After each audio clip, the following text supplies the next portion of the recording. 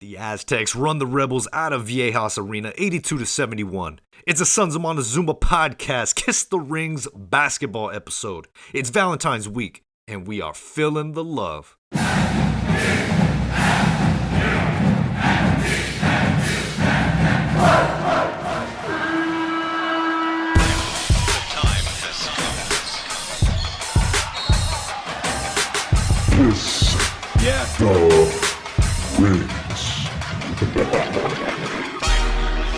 We game time. Lamont Butler, nice pass to inside. Manson with a strong finish. Tramel Getrovic, jumper goes down. Keyshawn Johnson playing through Johnson early. Another mid-range. Oh man, Keyshawn Johnson has come out firing. Bradley, can he get going offensively against McCabe? He likes the matchup. Step back, three ball, bottom. I'm genuinely surprised. Well, you can hear it. That test, that there he is again. He's not going to miss two in a row. Adam Seiko. Imagine playing a basketball game without him. Chaos. Yeah. Look out. Bradley, take on the finish of the foul. Nathan Mensa, get upstairs. There it is. Bradley on the steal. And on the finish. Timeout, UNLV. Parrish back to Seiko. A lot of space. He's going. Adam Seiko making it rain.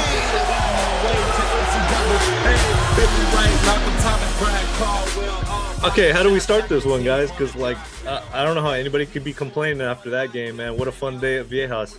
I had a blast. I had a blast. You will not hear me complaining today. How do you complain after that 82-71 victory by the Aztecs over UNLV?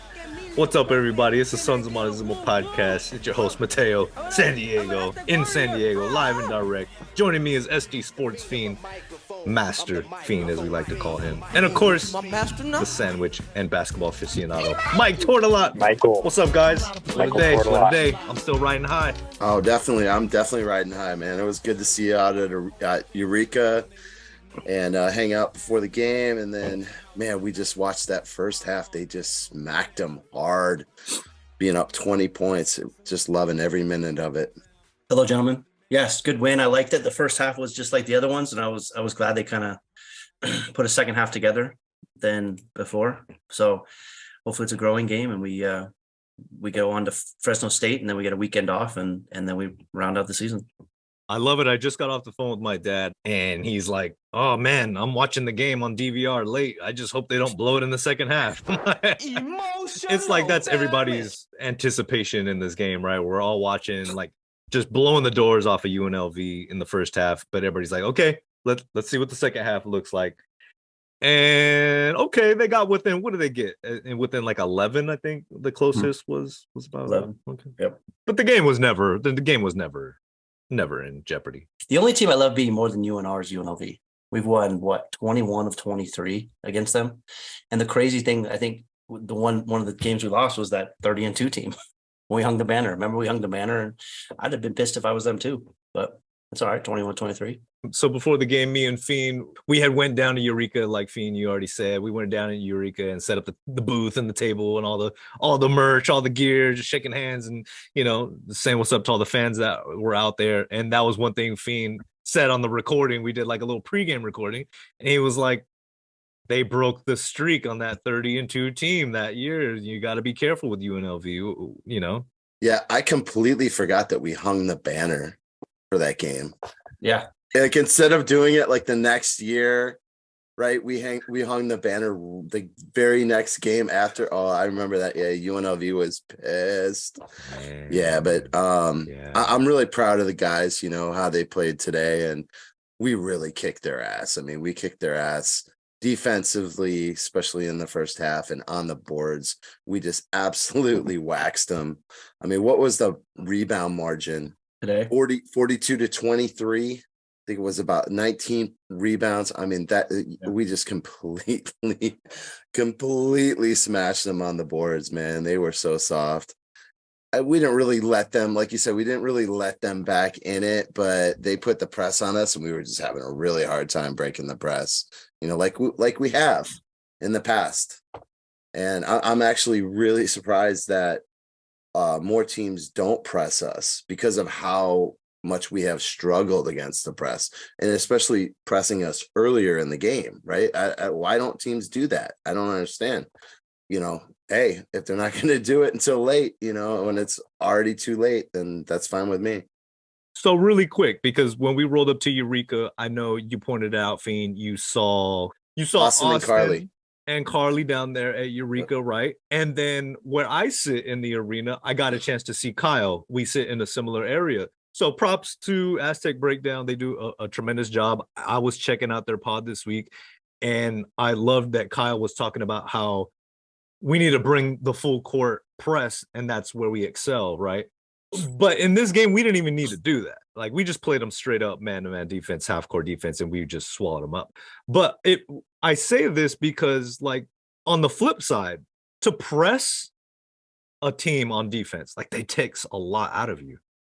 You got to be able to have the horses to do that, right? I mean, we're not talking about, 40 minutes of hell. You know what I mean? Not many teams can press for that extended amount of time. So if teams want to try and press us, you better have the horses to be able to do it, because I mean, come on, we got athletes on this team. This is not, this is not just, 4 or 5 guys on the team and then a bench that you can't really sub. Like, the Aztecs are stacked, they're loaded. So if you want to try and press us, you better have the horses that are able to do it and last in that second half. Yeah, I agree. I mean, we throw waves of athletes at you. Well, we don't, like you said, we don't just have like 4 or 5, and we've got 10 that we have in a rotation, and then we have a couple on the bench we can throw in if we need to. So I mean, I hear what you're saying. I'm just surprised that teams don't press us, like, maybe just for a couple minutes, like earlier in the game, just to kind of get us out of our rhythm. But that might be something that we'll see moving forward, because we're gonna have to figure out how to break the press and make better decisions when we're getting pressured full court. Mike, you've been a big stan. Is that the word everybody's using? You've been a big stan of Keshad Johnson. The dude started the game just on a tear. It was like 9 points in the first couple minutes. He really set the tone once again. I mean, he's becoming that tone setter, whether it's defense, offense. In this game, his mid-range was hitting. What did you like about those first couple minutes from Keshad? Well, one, I don't know what a stand is, so you're gonna have to explain that to me. I'm 43, so I'm not hip to all your lingo. I actually missed the first 2 or 3 minutes of the game because the Creighton game went into the thing, but I saw some highlights, and he came out like a house of fire, man. Like, his athletic ability is just so much more than everybody else, and it's not like everybody else is not athletic. Yeah, his athleticism is like jump off the page. UNLV is the only really other team that's as deep as us, that can play as deep as us. The next 4, Colorado State, New Mexico, Boise, we all know what's going, Wyoming going through. I like the fact that we had 23 assists today. I really like the fact that we had 23 assists. And I hate to say it, but they look like a different team at home. They look like a different team at home. I was looking at this.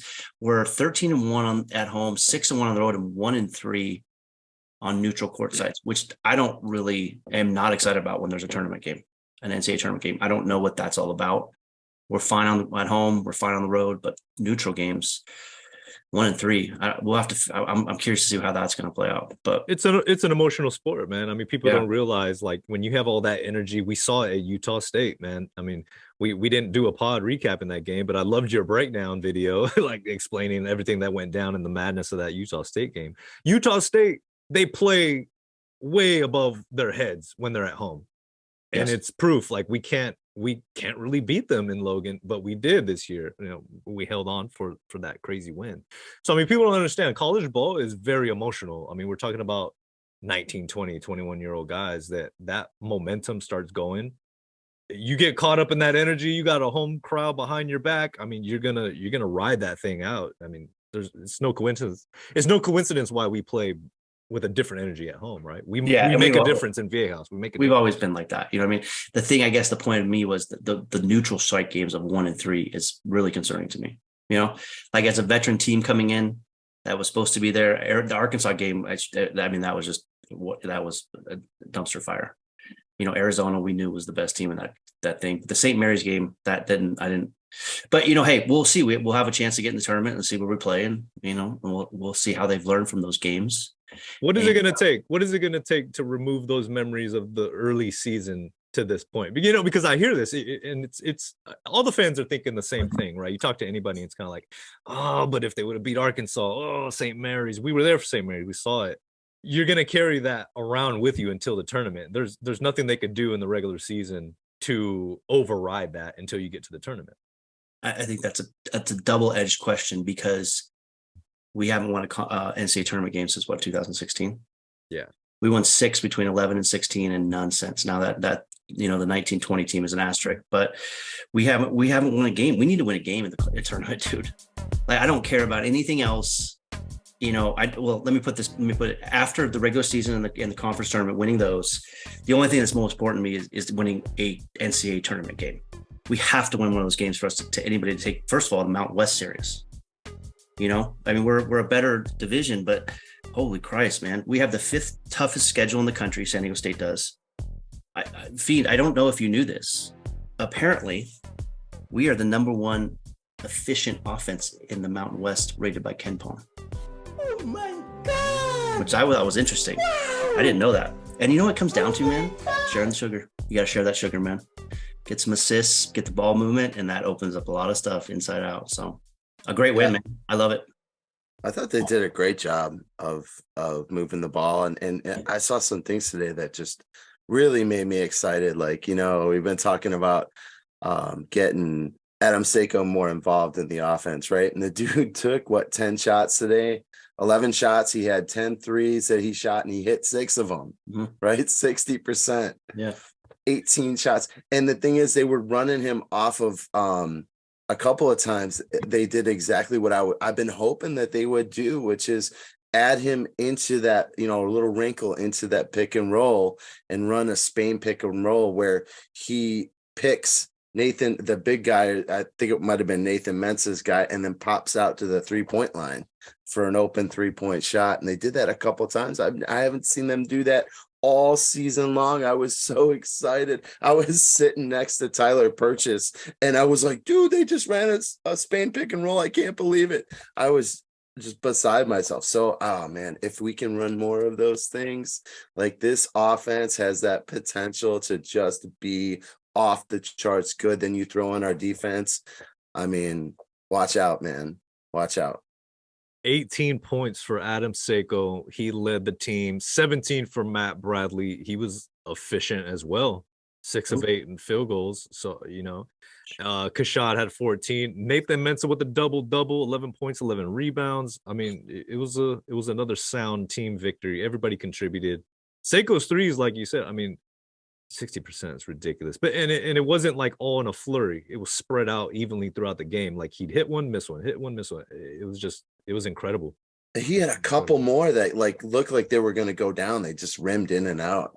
I mean, that's the thing with Seiko, is when he takes a 3, he doesn't clank it. I mean, it's either, if he misses, it's barely missing the shot usually. But so exciting to see him get 10 3-point shots. I've been saying it, man. If you can get him 10 to 12 3-point shots, you can run action for him. That just is going to make our offense go so much better. And he had the absolute kill shot today. I thought late in the game, he took a 3, nailed it. And as soon as he nailed it, there were people heading for the stands. I mean, for the exits. And it was like, it's over. It's over. You know what stat I loved? 7-7-7 by Butler. 7.7 assists, 7 rebounds. I love that, because then you're starting to get into triple doubles territory, and that Winston's the only one who's done it. But if you have a complete, that to me, that is a complete game by him. That kind of was under the radar. I mean, that dunk was ridiculous when he had that, what Keisha put it under, and he dunked it. And that was just yeah, I love to see it. Now, I mean, props to Harkless, the guy in UNLV. He can play, man. He's a great player. I mean, he 24 points before he fouled out. He could have had 30, but I just like beating UNLV. I like beating Utah State. I like beating UNR until we get trolled on social media and not find out about it for a week after, but it's fine. I still don't know the story on that one, but whatever. Okay, so what do we need to look at big picture here? Because there's only a handful of games left in the regular season. Fresno State on Wednesday, and then I believe it's Colorado State on Tuesday. So yeah, I mean, the challenge, it's kind of a challenge for Dutcher. I liked what I saw in Dutcher today in the game. I don't know if you guys, I try to focus in on him during the action and kind of see what, how is he managing? What's his attitude like? What's the demeanor of the coaching staff? And I mean, he was all business today. Like even on the replay of the game, like when you get to see him up close, they came in with a fire. They were intent on just being aggressive in this game. It's got to be tough, though. Like you said, Mike, we got to win a tournament game. But we got these handful of games that are still very tough during the season. I think, and this, we don't know him. We don't talk to him. We don't have any idea. But when I saw him today towards the end of the game, we kind of had a lapse. And on the TV, they went to a timeout and UNLV made a little bit of run. I heard Dutcher specifically said, "This is fucking embarrassing."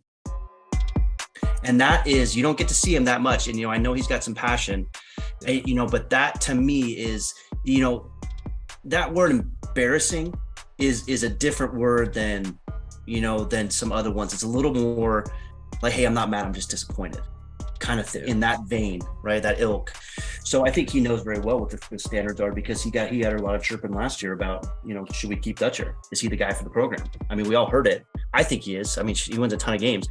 I think if we win 3 of the next 5, we're going to win the conference. And then you go into the tournament, then the Mountain West, and we always, do well there. But 6th or 7th year he's been here for 130 plus wins, not one NCAA tournament win. And we've been top 25 in quite a few of those when we went to the tournament. Now that, now we can't really include the 1920 because it didn't exist. The tournament didn't exist. So we can't really discuss it. It's an X factor. But I think there's a lot of pressure on him to win a game. He's got to win a game, man. Because that, I don't think he's going anywhere. I hope he doesn't go anywhere, but the drum beats are going to get louder if he does not win a game. And I think he's starting to look at his team and say, okay, this is when we need to flip the switch and go. This is where we start our run in the next 10 or this is a 12-game season, if you want to call it, right? So you have 5, 6, 7, 8, 9, whatever, 10-game season left. We want to win as many of those games as we can. And I think that's what I would be feeling if I was, in that situation, unfortunately. Yeah, that's good stuff. I like the way that this team is ascending and not descending. I mean, I'd be really concerned, Mikey, if the quality of play was worse now than it was a month ago. But I'm seeing a lot of improvement. I'm seeing them trust each other more. Like you said, they're sharing the basketball, which is a great thing. We're rebounding. We're really hustling, playing hard. And so this team is improving. Who knows what happens in the tournament, right? It's survive and advance at that point once you get there. I like the direction that we're heading right now. And I think that even though a guy like Trammell didn't have any points today, and yes, he had 6 turnovers, and Dutcher was really upset over a couple of those turnovers, he showed some great vision on some of the assists that he had, especially one that he kicked over to Adam Seiko, and he only took 4 shots. Yeah, he didn't make any of those shots, but it was only 4 shots. He didn't take 12 and make 2 or 3. So I can live with that. I can live with him taking 5 shots and helping distribute the ball and get it to our playmakers like Adam Seiko, who's just on fire. Really, the guys recognizing their roles, where they fit in. And I think Dutcher he's beginning to round them into that form and seeing what works. And it's a good thing to see. Of course, we might be saying a different tune if they had lost that Utah State game. But I think we all recognize there was a lot of funny business going on in that game. I agree, Fiend. I think they're ascending too. I'm not saying that they're not, but there's another level they're gonna have to take here to get where they want to go. So quick timeout, guys, because I know we're a basketball pod on the Kiss the Rings episode, but I want to give some love. Yes, because it is Super Bowl Sunday. It is Super Bowl Sunday, right? And our very own Don Coryell right here gonna be inducted into the Football Hall of Fame. Much deserved. Took way too long, but hey, get your shirt, sonsofmontezuma.com. There you go. Dude, I'm so pumped. I want to see the reasonality that he didn't get inducted sooner. That's what I want to see, man. I mean, it's an atrocity that he's not in the Hall of Fame, but I'm glad he's now, because He's the modern architect before Bill Walsh of the West Coast offense. Yeah, they did the right thing. Yeah. The passing game in general, like, geez, the guy was just so innovative, you know. The reasonality. Everyone's giving me a hard time about that one on the thing. My wife was watching. I thought it was a real word. I don't know. I thought it was too. That was a real word I made up. My wife was watching the video. She paused it. She goes, "That's not a word, Mike." And then she went back to watch the video. I'm like, all right. It sounds like a real world. I know. Real word. It does. It makes. Yeah. I mean, it flows. Super Bowl's tricky, man. Super Bowl's tricky. Super Bowl Sunday for me is tricky. Things can get really wild and out of hand because everybody, like, it's a holiday. Like, everybody loves Super Bowl. I can't tell you how many Super Bowl parties I've been to that just, like, man, it gets out of hand. It gets and with hot dogs. Real easy. Corn dogs, yeah. It's going to be a very chill day. Just enjoying the game, enjoying Rihanna. Ooh, okay. I'm okay. excited to see her. All right, what's your prediction? My prediction is 37-34 Eagles. That's a good prediction. I think Eagles are going to win as well. I'll go ahead and say, ooh, that's a good score, man. That's actually a really good score. I'll say 35-28 Eagles. I think the Chiefs are going to win, and I'm going to go Chiefs 42. Ooh. And the Eagles 38. Oh, close one. Okay. Yeah, I think it's gonna be a shootout. I think it's gonna be a lot of points scored.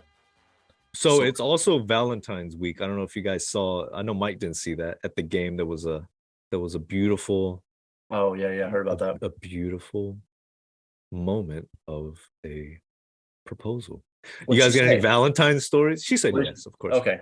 Like, I was like, okay, did she say yes? Or not? Well, I guess. Well, it was cool because they had the kiss cam, right? And they just and then it popped up on the big screen, the proposal, and then the camera panned on the guy who had just like kissed his fiance or girlfriend, and then he got down on a knee, and then everyone was like, oh my god, and then she said yes, and the whole arena was just cheering. And I'm sorry, but you don't do that if you're just a casual Aztec fan. I mean, you have to be a real hardcore Aztec fan to be proposing at Viejas Arena. You better be. You're gonna be one. So it's Valentine's week, and we love the Aztecs. Guys, what is one thing you loved about this game against UNLV? Fiend, shoot it! I absolutely love the fact that they got Adam Seiko the ball and he was just hitting shots. Adam Seiko is one of my favorite players. I love it when he fires the three, and they ran some plays for him. So much love to Dutcher and the staff for running those plays, for his teammates finding him. And Adam Seiko just absolutely hitting daggers on UNLV. Guys, if you could send Brian Dutcher a Valentine's Day little candy with an inscription on there. Mike, what would be your inscription to Coach Brian Dutcher for this game against UNLV? Big win.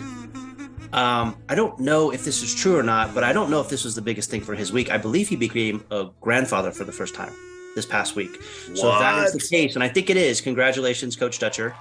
I think that's great. Grandparents, I mean, we've talked about grandparents. I know I've mentioned on this pod up quite a bit. We haven't gone into details, but to me, grandparents are the best thing in the world.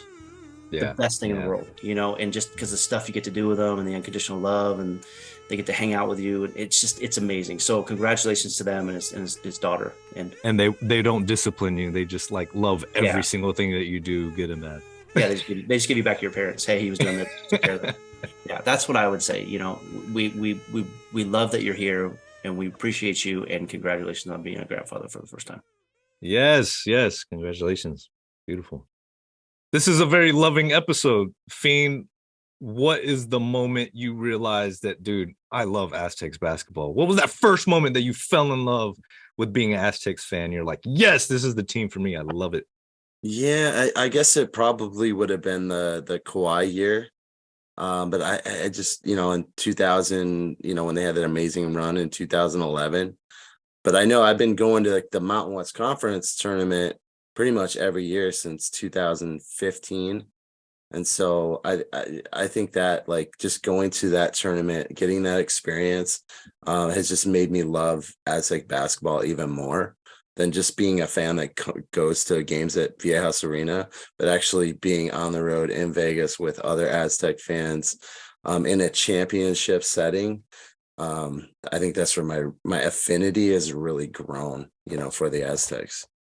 Talking to a lot of people are going to be making that trip for the first time to the tournament. Like, they're really excited about it. I've always been an Aztecs fan. I was born into this thing, pretty much going to everything, but I vividly remember those years with Brandon Heath and winning the conference, and he was just a walking bucket. Like, he was just one of the most prolific scorers we've had in history. I loved watching him play, and now it's really when my basketball fandom, I was like, dude, I love this program. I love Fisher, what he's doing. And Fisher, he spoke at halftime of this game, and just, man, we're so fortunate to have, like Mike says, that grandfatherly figure in the program. Like, he's a class act, man. Mike, anything for you as far as your love for Aztec basketball? Well, I mean, I grew up with it like you, from San Diego, Yeah. and my pops was a contributor to the school and things like that with the football program. So I had always been around it. I remember, being around football more than basketball, when Falk was there and things like that. But I would think the one game that really caught me, even though we've had tickets forever at Viejas, is the women's hoops games when they hosted the NCAA tournament at Peterson Gym. Oh, wow. Tammy Blackburn, Michelle Suman, those games where we would go, and they were good for 2 or 3 years, and they were in the tournament, and they would host it. And it was like, that was the thing. I was like, this is cool, dude. And then, when Viejas opened, we got our seats, and yeah, Brandon Heath. But I think I've always loved it. I always loved it. But it was the elation of that Al Fox game. When Al Fox went absolutely nuts against Oklahoma State. He had like 8 threes. And I remember sitting there, because our seats are right behind the bench. And Eddie Sutton was the coach at the time. He's sitting there, and Al Fox has made, I don't know, 3, 4, 5. And you see Eddie Sutton on the bench just like this. He goes, what do you want me to do, man? There's nothing I can do. And so it's just the aura of that game was kind of the sealer of, this is, and then obviously 10-11 happened, and then it just went crazy from there. That has a name I haven't heard in a long time, Al Fox. I know you bring him up. I know you're very fond of Al. Bro, all those guys, all those guys back in the day. Who is your favorite, most underrated player to play at State that you've seen? I think mine's probably JJ O'Brien. Okay, I was gonna go that era too. Oh, yeah, I mean, there's so many, but he's still a good player. But people don't realize how good he actually was. You got AQ, who was on the team, who was, you got Pulley, but I love JJ because you know what you're gonna get from him. He's consistent. That was mine, at least. He did everything. He did everything very well. Yeah, I was gonna say Akil Quinn probably. Okay. I absolutely loved his 3-point shooting, the outside shooting, and just the whole story about how he had to walk on the team. He didn't have a scholarship. He bet on himself. Transferred over from, I think, CSUN, and just bet on himself. And then he finally got the scholarship, and he was really fun to watch. I love watching him shoot from the outside. I'd love to get Akil in here, man. He just seems like such an interesting cat. Even, we follow him now after these years, and it seems like he's still, he's banking on himself, out there doing some things entrepreneurially and just, putting himself out there. That'd be interesting cat to interview. If you're hearing this, Akil, come on. He's always jovial too. He's always happy. Yeah. He's always upbeat, which I think is a great thing to have in life. And, yeah, I like seeing that. It's awesome. I love some of the guys this year too, who are like Arope and Seiko, who I think have always been undervalued, kind of really getting their due, like they're producing so well. They're getting a lot of playing time.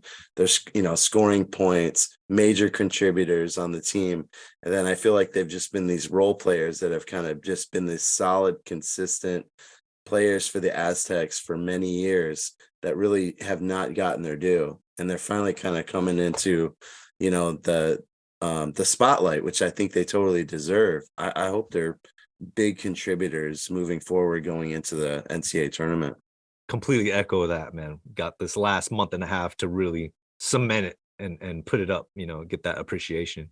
I'll tell you one player that is not underrated, never was underrated in his time. And man, what a legacy story. I'm beyond excited, guys. You guys have been on my back to get it out. But this Thursday, for you listeners, make sure you check in on sonsofmontezuma.com. Make sure you follow and subscribe us on everywhere, on YouTube, Spotify, Apple, all that good stuff, because this Thursday we will be releasing our exclusive interview. I don't even want to say his name. If you're a real one and you see this image, you know who we've interviewed. You know whose podcast episode we are dropping right now. I don't even want to say his name. Should I say his name? Should I tease it? Or should I say his name? The most electrifying player to ever wear the Aztec uniform. Most electrifying player. In my opinion. So he's been playing overseas. That's another hint that we'll give. And we had a chance to interview this most electrifying player to ever put on the Aztecs uniform. And man, I'm happy to finally get it out. It was an amazing interview. You guys will not be disappointed by it. A little teaser there. You guys definitely want to check this one out. You don't want to miss it. He's my favorite. He's got to be my favorite. Like, just getting a chance to hang out with him a little bit in the gym and just talking to him. He's just like talking to your buddy. And I knew him just through that. But I mean, he's despite his status, he's one of the easiest guys I've ever had a conversation with. He's easy to talk to. Great guy. Pumped. You guys are gonna love it, dude. Yeah, from a pure athleticism standpoint, I don't know if there has been a better Aztec come through the program that I can remember. He was very exciting to watch during his time on the Mesa. I would love to see him and Keyshawn have a dunk contest. Ooh, all right, there you heard it. So gotta tune in. Make sure you find out who this all-time Aztec is. The most electrifying in Mike's opinion. Anything else we should talk about? I know Fresno State's coming up on Wednesday. I don't have too much to say about Fresno State. Poor Huddy. Yeah, I mean, they've been pretty competitive, though, in a lot of games. That's not going to be an easy game at all. I mean, obviously, they're going to play great defense. I think Eduardo, their big guy, is playing really well. So it's going to be interesting to see how he matches up with Mensa. And then Jamal Baker, I mean, he went to high school with Matt Mitchell, and he's a pure scorer like Matt Bradley. So, hey, they're playing at home. We don't really play that great on the road. We'll see, man. I think we should walk away with a win, but Fresno is never an easy game. And you always know that when you're playing a Coach Hudson team, it's going to be physical. Obviously, it's going to be a must win for us. It doesn't matter because we're only like a half game above Nevada, I believe, right? So if they keep winning, this could be a race to the end, to that very last senior night game against Wyoming. And you just never know. Nevada has the easiest way the rest of the way. But man, it's gonna be neck and neck, unfortunately. Okay, so I think we're gonna go 5-0, and here's why. We're gonna beat Fresno State and Colorado State because we're gonna beat Colorado State and Fresno State because we always do, especially right now. They're just undermanned. We're gonna beat Wyoming at home last game of the season because they're a dumpster fire, right? I don't know when Shavers is coming back. Is he that good? Is Shavers that good? We struggle at Boise. It's something about that arena. And if Shavers comes back and plays, we have a chance to beat him. We always do. But I think those three teams, Wyoming, Colorado State, Fresno State, we should beat New Mexico in their house because they're just, I think them beating us was just, they would play lights out, and that's not going to happen again against us, especially now, because it's a totally different team on both of us. And I think we need to go 4-1 to win the conference, because I don't think Nevada is going to lose many games, if any anymore. They got to go to Utah State. That's the only other game that they have. They don't play well on the road. Yeah, I can almost guarantee that's going to be a loss. And UNLV too plays them tough. Yeah, but they're playing them at home at Lawler. So that's 4-1 too. Yeah, then they got to go to Fresno State, who really played them tough at home last night for most of the game. We'll see. I don't know. They're a totally different team. I think they're worse. I think Nevada is worse on the road than we are on the road.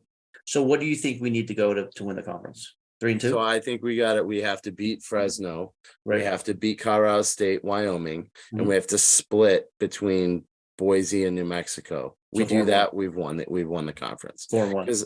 Yeah, because I agree. I think, and we'll win it outright. Because I think that Nevada is going to lose at Utah State, so they're going to drop 2 back of us.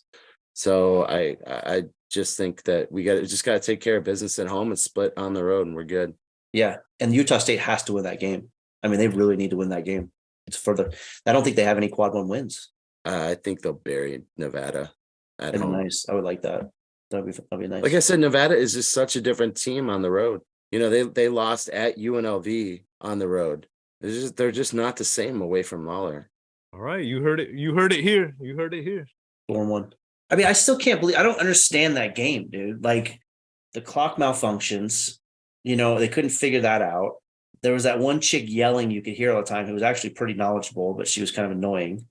And then you have like that whole scenario of what happened was completely crazy. I was reading it today. They gave a statement. They said the coach is allowed to go down there to try and break up any further hostilities. Well, the fact that dude was coming in hot, that wasn't look like he was trying to break anything up. He should have got booted immediately. And then the other thing was like 10.3.2, 10.3.4, something like that. Some rules like if you come off, I don't think the interpretation of that rule was correct, but I feel like it was a, I don't know. It's still one of the craziest games that I've ever seen. Yeah. And remember that's all that matters. Yeah. That's I know, all but it's so mind-boggling. He instigated it. If anything, that coach instigated the whole thing. He exacerbated the situation. Wearing 12 bracelets. Yeah. exacerbated. Utah State, they like that whole town, Logan, that university, it just has like this cult, like demonic cult like vibe. The Mormons. It's I don't know, man. It's like if the I agree. It's like if the Children of the Corn fled Nebraska to Logan, Utah, and then repopulated there and sent all their kids to Utah State. I don't know, but, you know, in the last, 3 or 4 years, there have been some pretty crazy incidents that have happened there. Jordan Caroline putting his fist through a fire extinguisher case. Remember that in 2019? And then, I don't know, it was like maybe a couple weeks ago, there was like a full-on fight at a women's game. Yes. Remember that? Yeah. And then you have the shenanigans that happen, you know, against us. And I'm telling you, man, it's just the people there. And that's just my experience, too, meeting the people, the fans from Utah State at the tournament. And they just seem like this, I mean, this cult atmosphere. It's like this demonic cult. And D. Glenn Smith Spectrum is their temple. And it's just so weird. I don't know. It's bizarre. All right, guys, I know you guys are starving. So go ahead and go get your celebration pizza and whatever you're going to eat for the rest of the evening. Enjoy yourselves. Don't you want to close it out? That is my close it out. Everybody, go check out sonsofmontezuma.com. Make sure you're supporting our NIL gear and all our custom merch. Get your merch before March Madness. You only got a few days left because shipping time, production time, all that good stuff. You definitely want to sport this gear out there at the tournament. I know I will be. And yeah, really appreciative of everybody supporting Nathan Mensah and, of course, Lamont Butler. Guys, excellent win. Looking forward to the game on Wednesday against Fresno State. And once again, everybody, look forward to that amazing podcast episode. It's going to be dropping on Thursday. You don't want to miss it. All right, guys. From SD Sports Fiend, Mike Tortolaz, Mateo San Diego, sonsofmontezuma.com. Go Aztecs. Go Aztecs. Go Aztecs. But James Ray Hans catching out those two. And even driving dimes if he's not looking at shoes. A-Dub, Slave 2, catching all